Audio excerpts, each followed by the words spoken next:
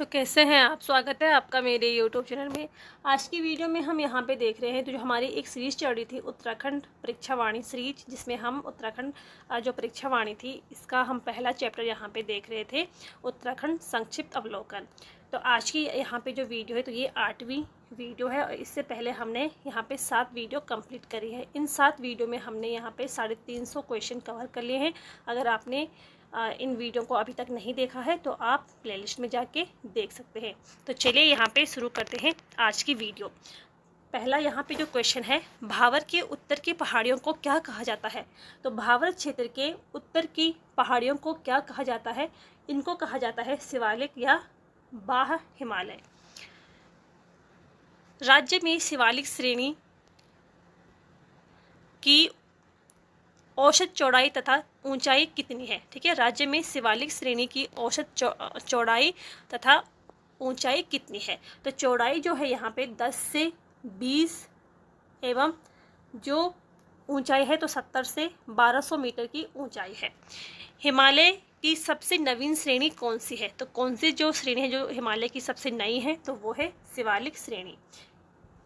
शिवालिक पहाड़ियों को प्राचीन काल में क्या कहा जाता था? यानी कि जो शिवालिक पहाड़ियाँ थी इनका प्राचीन में क्या नाम था? तो मैनाक इनका प्राचीन नाम था। आगे यहाँ पे देखते हैं, शिवालिक शब्द शिव तथा अलंक शब्दों से मिलकर ये बना है। तो जिसका अर्थ क्या होता है? ठीक है, शिव और अलंक का अर्थ क्या होता है? तो इसका जो अर्थ है शिव की वो है। हिमालय की किस श्रेणी में जीवाश्म पाए जाते हैं? शिवालिक श्रेणी में जीवाश्म पाए जाते हैं, क्योंकि जो शिवालिक श्रेणी है ये नवीन श्रेणी है, इसीलिए इसमें जीवाश्म पाए जाते हैं। शिवालिक श्रेणी और मध्य हिमालय के मध्य के चौरस, समतल एवं क्षैतिज घाटियों को क्या कहा जाता है? तो इनको कहा जाता है दून व द्वार, इनको कहा जाता है। ठीक है, पश्चिम में दून कहा जाता है और पूर्व में इसको द्वार कहा जाता है। राज्य के कुछ भागों में घाटियों के समतल भूमि को क्या कहते हैं? तो समतल भूमि को कहा जाता है सैण। राज्य के सबसे बड़े और प्रसिद्ध दून देहरादून की चौड़ाई कितनी है? तो 24 से 32 किलोमीटर देहरादून की चौड़ाई है। इसके अलावा उत्तराखंड के कुछ प्रसिद्ध दून हैं, जैसे कोठारी व चौखंब दून, तो ये पौड़ी गढ़वाल में है। पतली व कोटा दून, तो ये दोनों जो दून हैं ये नैनीताल जनपद में स्थित है। और सबसे प्रसिद्ध दून है देहरादून, जो कि देहरादून में है। ठीक है, इस घाटी में धान की बहुत अच्छी खेती यहाँ पे होती है।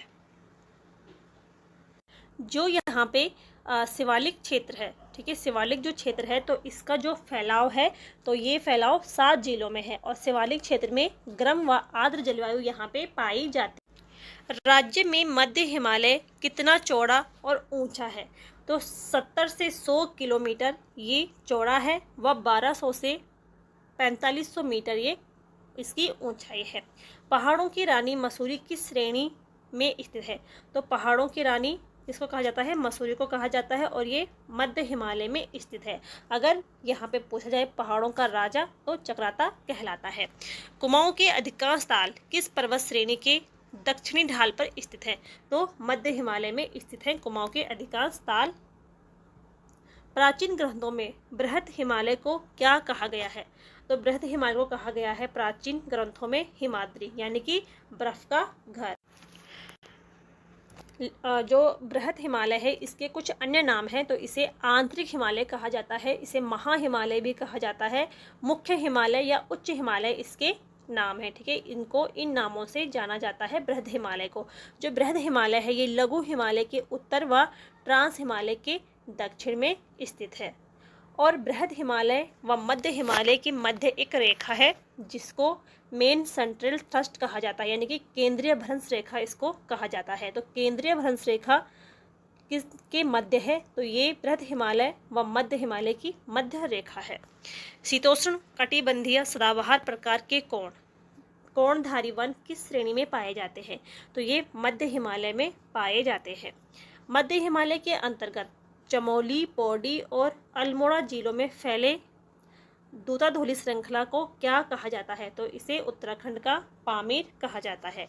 और उत्तराखंड का जो पामीर है दूताधौली श्रृंखला यहाँ से कितनी नदियों का उद्गम होता है? तो यहाँ से 5 नदियों का उद्गम होता है। कौन कौन सी नदियाँ हैं? तो पश्चिमी रामगंगा, आटाघाट, बूनो नदी और पश्चिमी नयार और पूर्वी नयार। तो इन 5 नदियों का उद्गम होता है दूधाधौली श्रेणी से। और दूधाधौली श्रेणी कहाँ है? तो ये मध्य हिमालय के अंतर्गत आता है, ठीक है। और ये इसका जो फैलाव है तो 3 जनपदों में है, चमोली, पौड़ी और अल्मोड़ा में।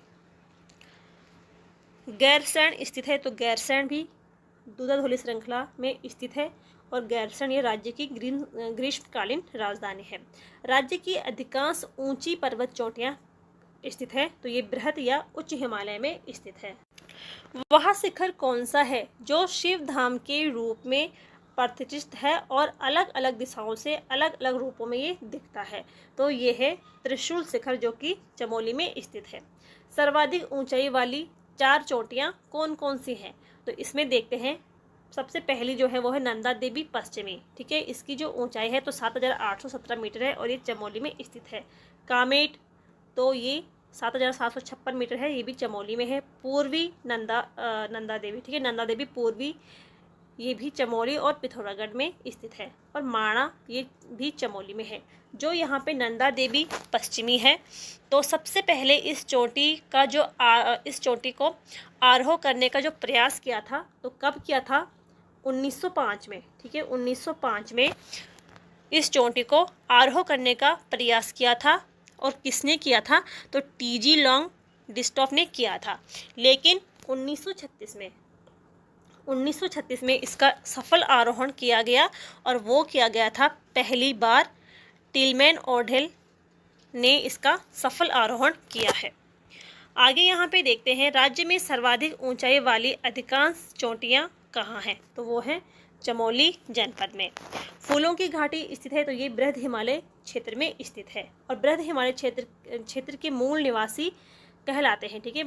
जो बृहद हिमालय के मूल निवासी है उनको भोटिया कहा जाता है।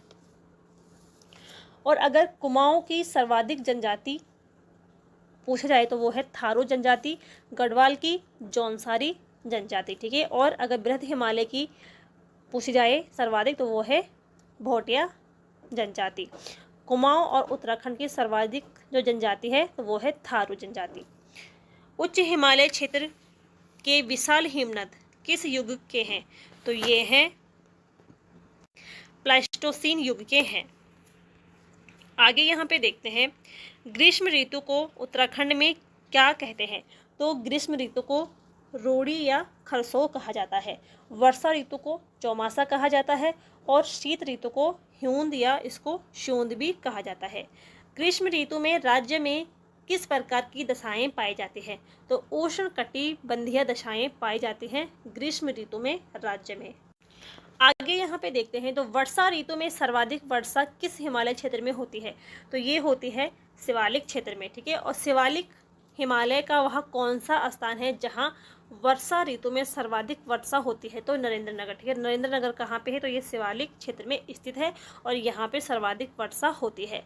और नरेंद्रनगर को उत्तराखंड का चेरापूंजी भी कहते हैं। वर्षा ऋतु में सबसे कम वर्षा होती है तो वो होती है बृहद हिमालय में।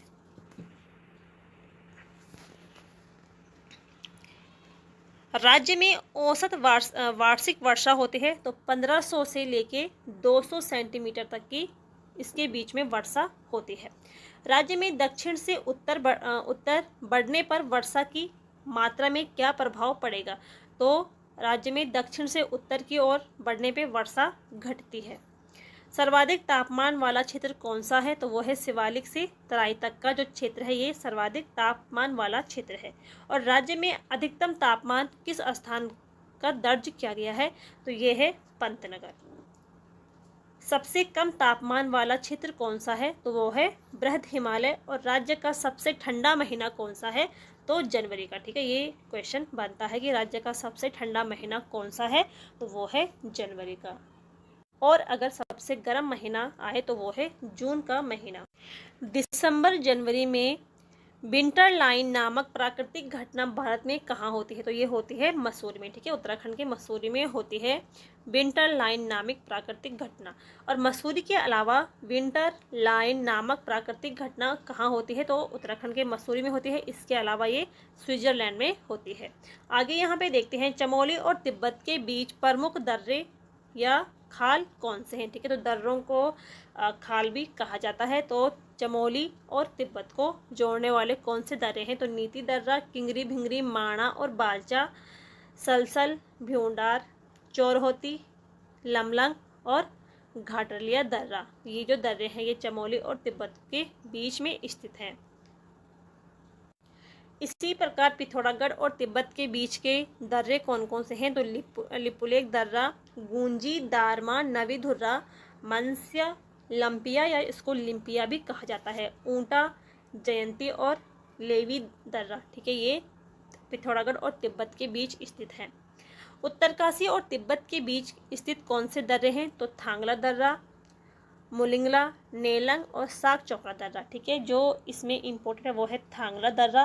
राज्य का ये सबसे ऊंचाई वाला दर्रा है। चमोली और पिथौरागढ़ के बीच के दर्रे हैं तो लातू धुर्रा दर्रा, टोपी ढूंगा, मारचौक और बाराहोती। ये जो दर्रे हैं ये चमोली और पिथौरागढ़ को जोड़ते हैं। उत्तरकाशी और हिमालय प्रदेश के बीच स्थित कौन सा दर्रा है? तो वो है श्रीकंठ दर्रा। ठीक है, श्रीकंठ जो दर्रा है ये उत्तरकाशी और हिमाचल प्रदेश को जोड़ता है, यानी कि उत्तराखंड और हिमाचल प्रदेश को जोड़ने वाला दर्रा कौन सा है? तो वो है श्रीकंठ दर्रा। पिथौरागढ़ और चंपावत के बीच स्थित कौन सा दर्रा है? तो ये है लासपा दर्रा। पिथौरागढ़ और बागेश्वर के बीच स्थित दर्रा तो वह है ट्रेल पास दर्रा और इसकी खोज हुई थी 1830 में कमिश्नर ट्रेल के द्वारा।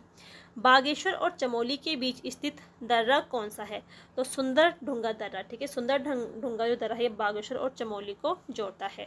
इसी प्रकार से उत्तरकाशी और चमोली को कौन सा दर्रा जोड़ता है? तो कालिंदी दर्रा जोड़ता है उत्तरकाशी और चमोली को। दारमा और ब्यास घाटी के बीच स्थित दर्रा कौन सा है? तो ये है सिनला दर्रा। ठीक है, सिनला जो दर्रा है ये दारमा और ब्यास घाटी को जोड़ता है। इसी प्रकार अगर यहाँ पे क्वेश्चन बनता है कि दारमा और लस्सर घाटी को कौन सा दर्रा जोड़ता है? तो ये है गंगाचल दर्रा। ठीक है, ये दारमा और लस्सर घाटी को जोड़ता है। थांगला जो दर्रा है ये उत्तराखंड का सबसे ऊंचा दर्रा है और जो सिनला दर्रा है, ठीक है, जो सिनला दर्रा है ये उत्तराखंड का दूसरा सबसे बड़ा दर्रा है। मानसरोवर यात्रा के लिए वर्तमान में किस दर्रे का प्रयोग किया जाता है? तो लिपुलेख दर्रा। ठीक है, लिपुलेख दर्रे से होकर ही मानसरोवर यात्रा की जाती है। कुंवारी पास कहाँ स्थित है? तो कुंवारी पास जो दर्रा है ये ओली के निकट स्थित है और चमोली जनपद में। किन दर्रों के सम्मिलित रूप को तीन धुर्रा कहा जाता है? तो ऊंटा, जयंती, किंगरी भिंगरी। ठीक है, इन दर्रों को कहा जाता है तीन धुर्रा। तो ये थे यहाँ पे आज के 50 क्वेश्चन जो कि हमने यहाँ पे कंप्लीट कर लिए हैं। अगर आपको यहाँ पे वीडियो पसंद आती है तो वीडियो को लाइक करें, शेयर करें और चैनल को सब्सक्राइब ज़रूर करिए। मिलते हैं नेक्स्ट वीडियो में, तब तक के लिए थैंक यू।